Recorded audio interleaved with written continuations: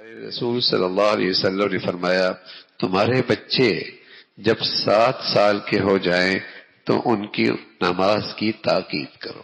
کتنی سال کی عمر؟ 7 سال۔ بچی ہو بچہ ہو، 7 سال کی عمر۔ اور ماشاءاللہ ہمارے بڑوں کو اور ماں باپ کو فکر ہوتی ہے نا، بچہ اسکول چلا جائے 7 سال میں نہیں، وہ ماشاءاللہ سویرے سویرے 3 سال کا ہو تو اسکول کے دروازے پہ موجود ہوتا ہے، 4 سال کا ہو تو اسکول کے دروازے پہ موجود ہوتا ہے۔ اب وہ بچہ تو خود نہیں جا سکتا، یہ اہتمام کون کرتا ہے؟ ابا کرتے ہیں، اماں کرتے ہیں، گھر کے بڑے کرتے ہیں۔ 3-4 سال میں اسکول کے دروازے، اور ایک نہیں لاکھوں موجود ہوتے ہیں اسکول کے دروازے پہ۔ اور اگر مسلمانوں کو اپنی نبی کی بات پر اعتماد ہو جائے اور ان کے دلوں میں، مسلمانوں کے دلوں میں اپنے نبی کی بات کی کوئی اہمیت ہو جائے تو بتائیے 7 سال کے کتنے بچے مسجد میں ہوں؟ 7 سال کے کتنے بچے مسجد میں ہوں؟ اگر مسلمانوں کو اپنی نبی کی بات کا لحاظ ہو اور اس کی کوئی اہمیت ہو تو بتائیے کتنے بچے مسلمانوں کے سویرے سویرے مسجدوں میں ہوں؟ بچے خود تو نہیں آتے، اور نہ ہی وہ بچے خود اسکول جاتے ہیں۔ 4 سال کا بچہ کہاں جاتا ہے، بلکہ روتا ہے۔ لیکن ماں باپ کا اہتمام ہوتا ہے، لاکھوں بچے 3 سال کے، 4 سال کے، 5 سال کے، 6 سال کے اسکول کے دروازوں پہ ہوتے۔ اہتمام ہے نا، کچھ ملتا ہوا نظر آتا ہے، کیریئر بن جائے گا، زندگی بن جائے گی۔ اور اگر مسلمانوں کو یہ احساس ہو جائے کہ اللہ کے پیغمبر نے بتایا کہ ان کی زندگی، ان کے کیریئر، ان کا کریکٹر، ان کی سیرت بننے کی بنیاد نماز ہے، نماز نہیں تو کبھی یہ با کردار، با اخلاق ہو ہی نہیں سکتا۔ اس کی سیرت سازی کی بنیاد نماز سے ہے، تبھی تو کہا ہے 7 سال کی عمر میں نماز فرض نہیں ہے، کردار بنانا ہے، اخلاق بنانے، فرد بنانا ہے، سیرت بنانی ہے۔ 7 سال کی عمر پر نماز پڑھ لو۔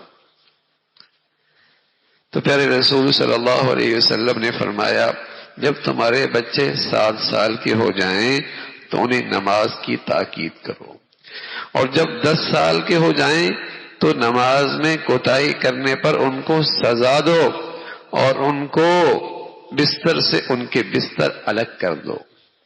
یعنی ایک ہی چادر میں 2 بچے 10 سال کے اکٹھے نہ سوئیں، ایک ہی کمبل میں دونوں اکٹھے نہ سوئیں، ان کے بستر الگ۔ دیکھو کیا سبحان اللہ تربیت، کیسی رہنمائی ہے، کیسا پیغام ہے، کیسی حفاظت ہے۔ بستر ان کے الگ کر دو، چادر الگ کر دو، کمبل الگ کر دو، یہ الگ کر دو، اور 10 سال کی عمر میں انہیں سزا دو۔ اب تو دنیا میں ہمارے ملکوں کے اندر بھی قانون پاس ہو، جسمانی سزا پہ قانون پاس ہو گئے، آپ کے ملک کے اندر بھی ہو گئے۔ یہ آہستہ آہستہ وہیں آپ کو لے کے جا رہے ہیں جہاں بیٹا باپ کے سامنے کھڑا ہوگا اور باپ کے لیے وہ تھانے پہنچا ہوا ہوگا، باپ کی شکایت کرنے کے لیے تھانے فون کر دے گا، باپ نے یوں کہا ہے مجھے۔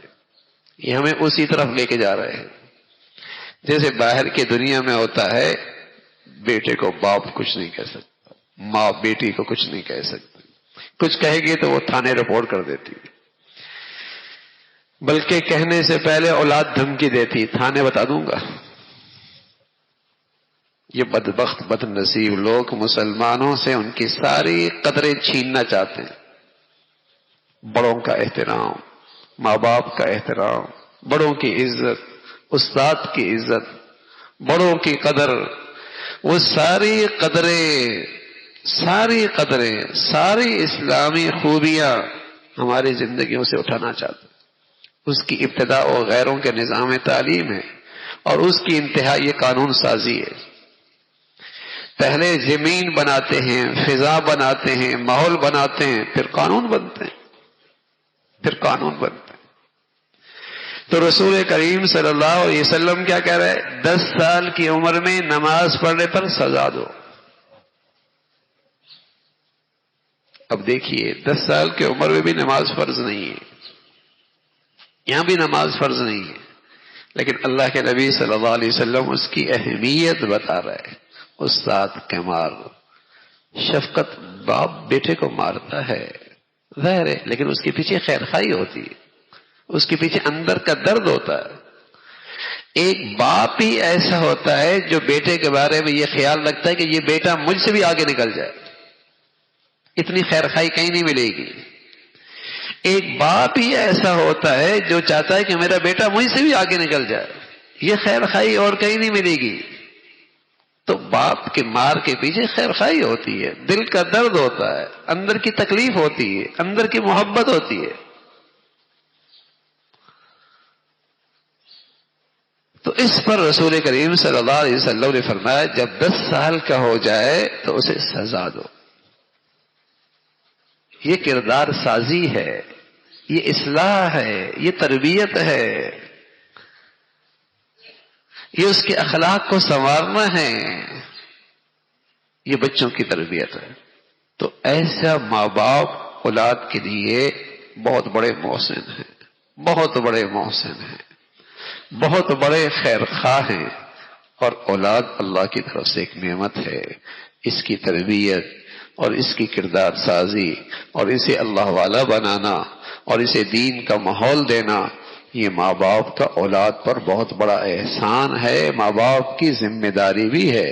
اللہ رب العزت ہم سب کو نیک صالح اولاد نصیب فرما دے.